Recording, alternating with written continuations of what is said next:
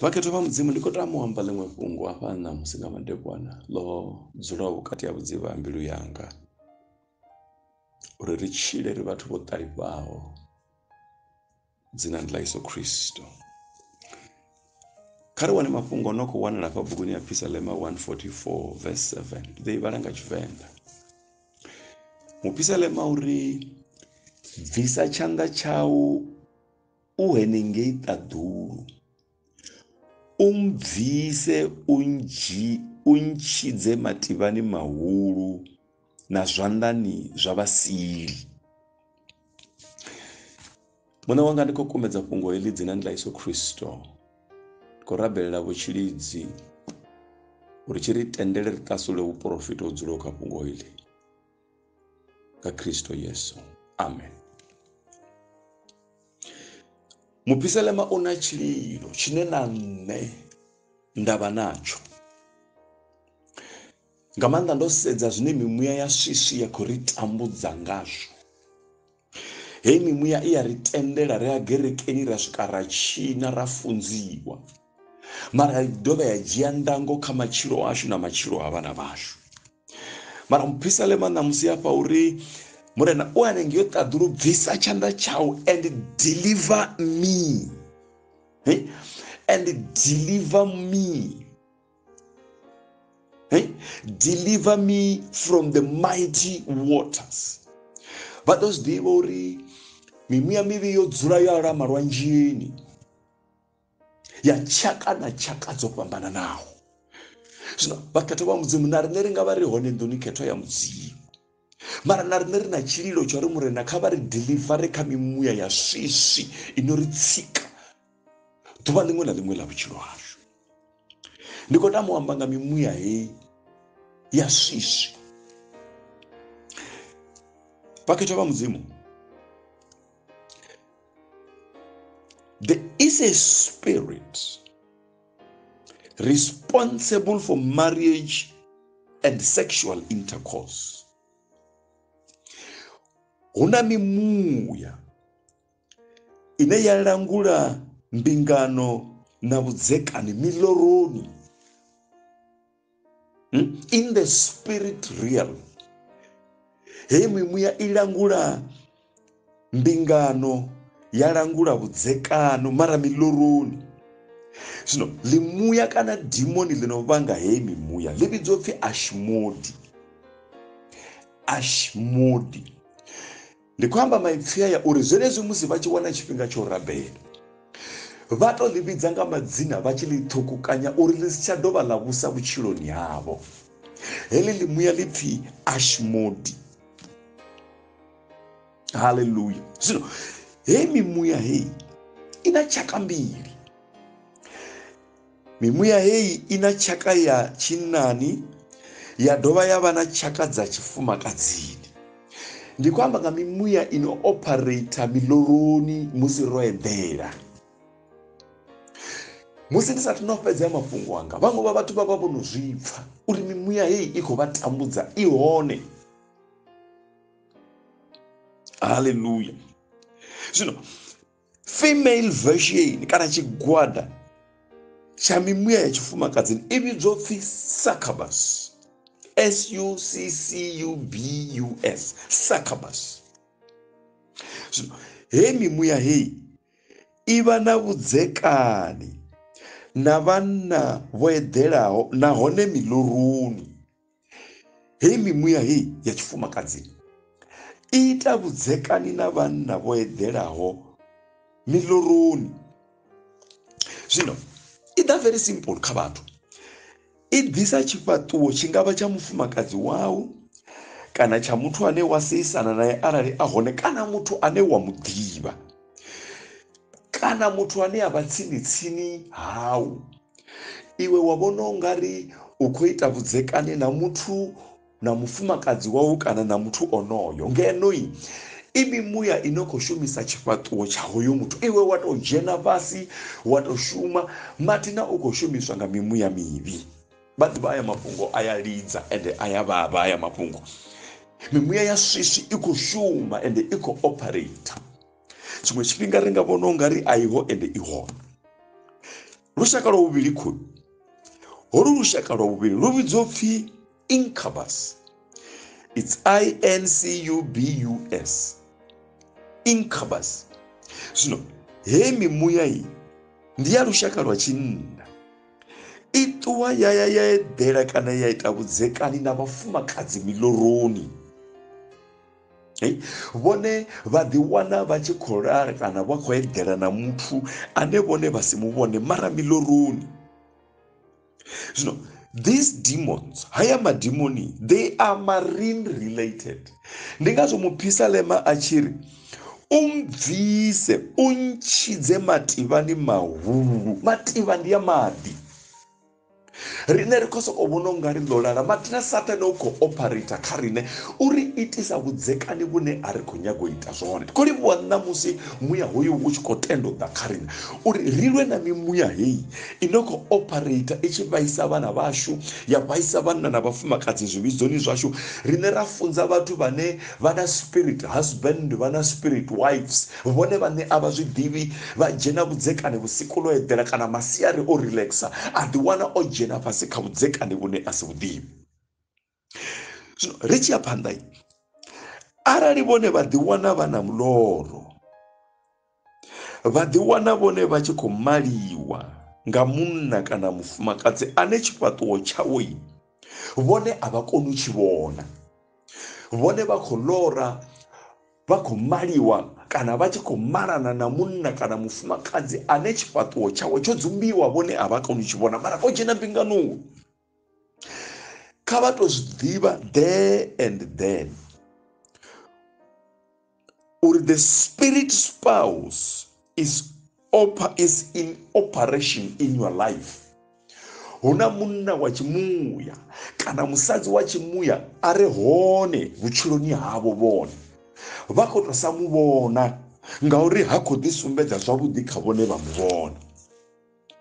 Zwino hezwi musi hezwi zwi tshi itea,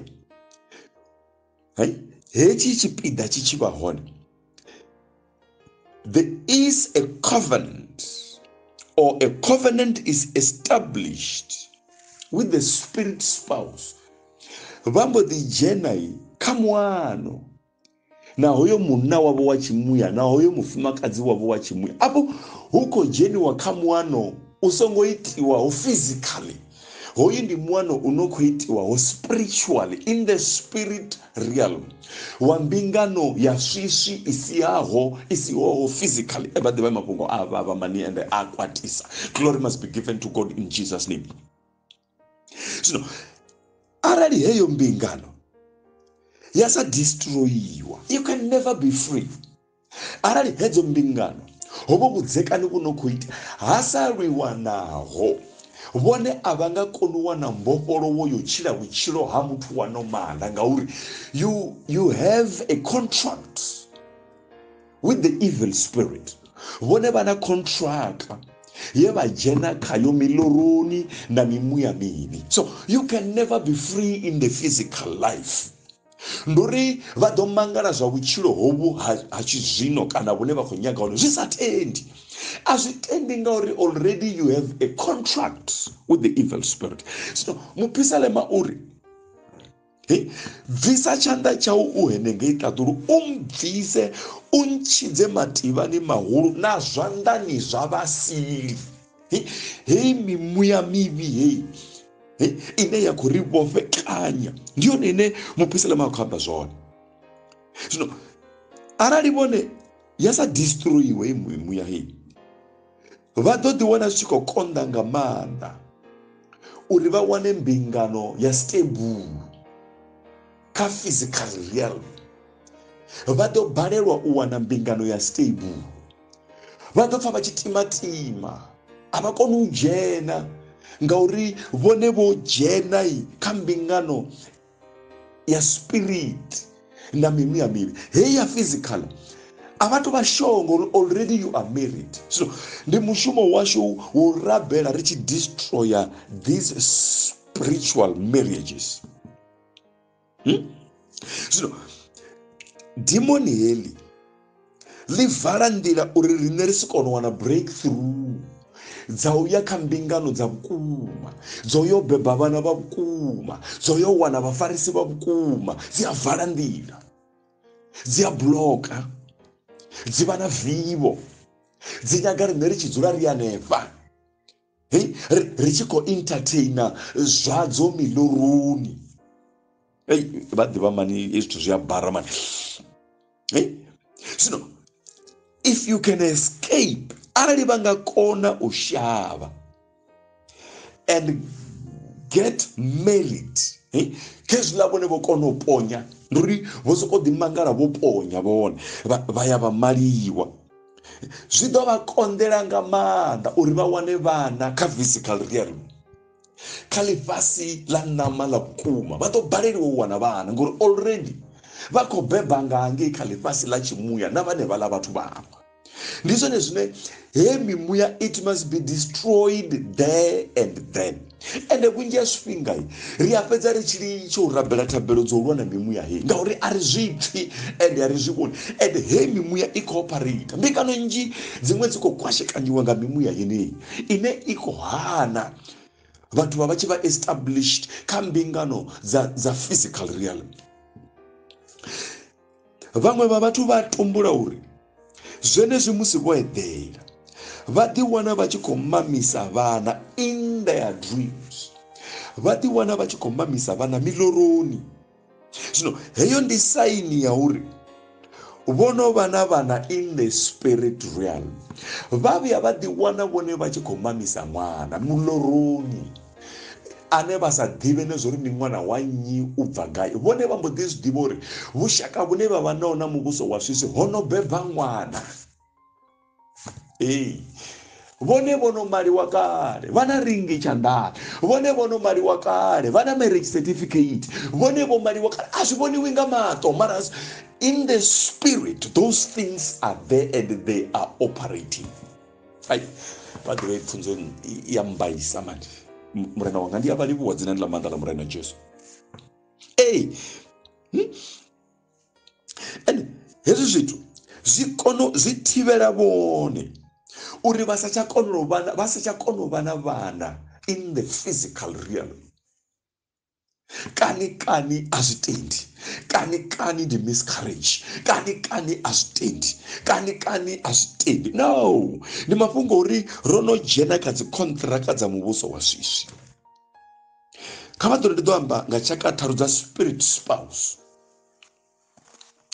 Tshaka tharu dza spirit. Number 1, the unconscious spirit spouse. Unconscious spirit spouse. Zwino hezwi musi demoni heli kana mimuya mivhi hei yo no vha na vhudzekani na vhone, hezwi vhone vha tshi vuwa a vha tsha kona u humbula zwithu zwo iteaho muloroni, a vha tsha kona u zwi ṱumekanya zwavhuḓi zwo itiwaho kha vhone muloroni, mara zwi a ḓa uri hu na zwithu zwo itiwaho mara a vha koni u zwi ṱumekanya. Zwino ndi hei mimuya ine ya pfhi unconscious spirit spouse. Vha ḓo zwi ḓivha zwa uri muthu a tshi pfhi unconscious ha tsha kona u humbula tshithu na tshithihi, ha tsha kona u ḓivha na tshithu na tshithihi. Hezwi ri tshi ya theatre havhaḽa vhathu vha ri dzidzivhadza, zwoṱhe zwine vha ita riṋe a ri tsha humbula. Ndi zwone zwine mimuya hei ya operathisa zwone. I ḓo ḓa ya vha na vhudzekani na riṋe, ya ḓiphina nga riṋe, ya fhedza ya ṱuwa. Riṋe a ri tsha kona u tevhekanya zwithu zwo itiwaho kha riṋe, mara ri a zwi pfha uri hu na tshikhala tshine thi khou kona u tshi humbula zwavhuḓi tsho itiwaho kha riṋe.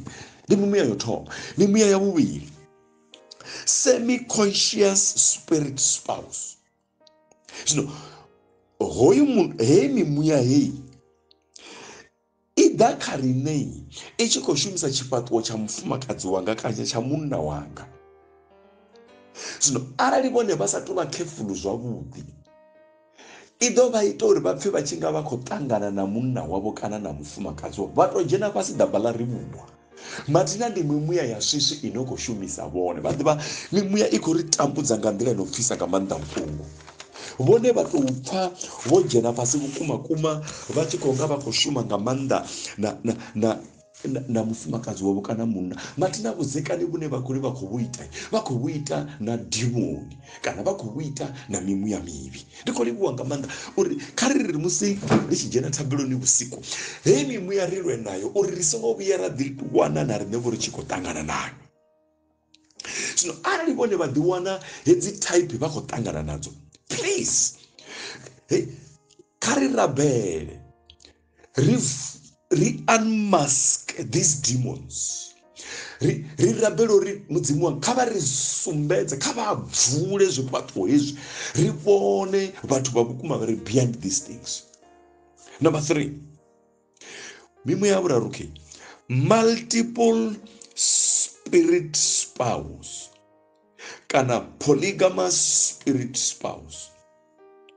Zwino hafha hei mimuya hei i ḓa kha vhone kana i ḓa kha riṋe na zwifhaṱuwo zwa vhathu vho fhambananaho, kana ya shumisa zwifhaṱuwo zwa vho malume ashu, vho makhadzi washu, vharathu na vhakomana vashu, dzikhaladzi dzashu, vhafumakadzi vashu, vhabebi vashu, kana church members na zwiṅwe zwigwada zwa vhathu zwo ndi si zwi ambe, uri i kone u eḓela ha zwavhuḓi na riṋe in the spirit.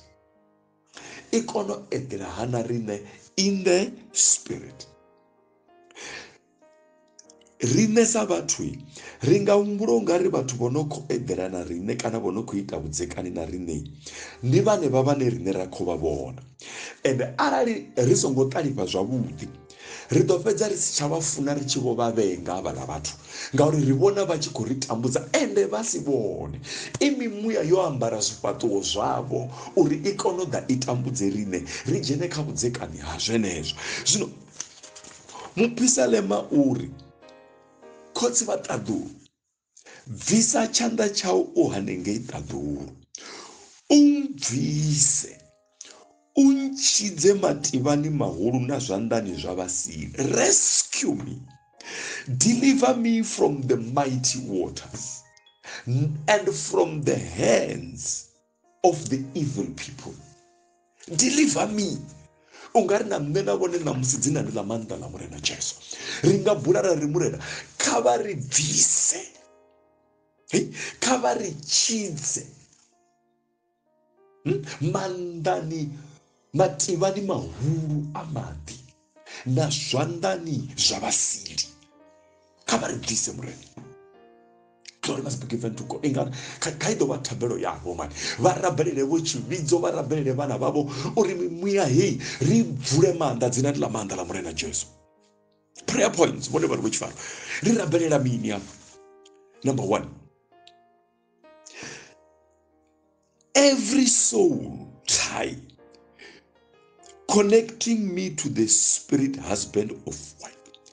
Ri khou kwashekanya mimuya yote inotumekanya nne na spirit wife or spirit husband, ri a ituta ri a ikwashekanya nga dzina la Yesu.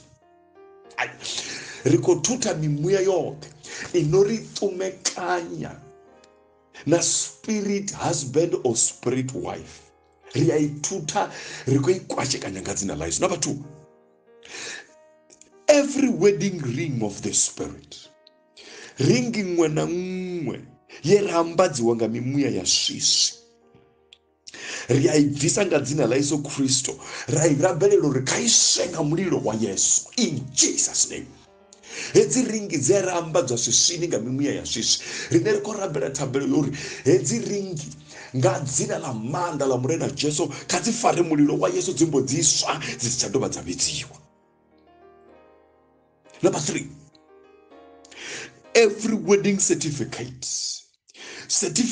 zwoṱhe zwino ri tumekanye na spirit husband kana spirit wives, kha zwi fare mulilo wa Yesu nga dzina la Yesu, zwimbo ḓiswa ḽore zwi si tsha dovha zwa vhidziwa na madzina ashu a mbo ḓivha off, ri mbo ḓivha ro khaukana na mimuya ya swiswi nga dzina la maanḓa ḽa murena wanga Yesu Kristo in Jesus name.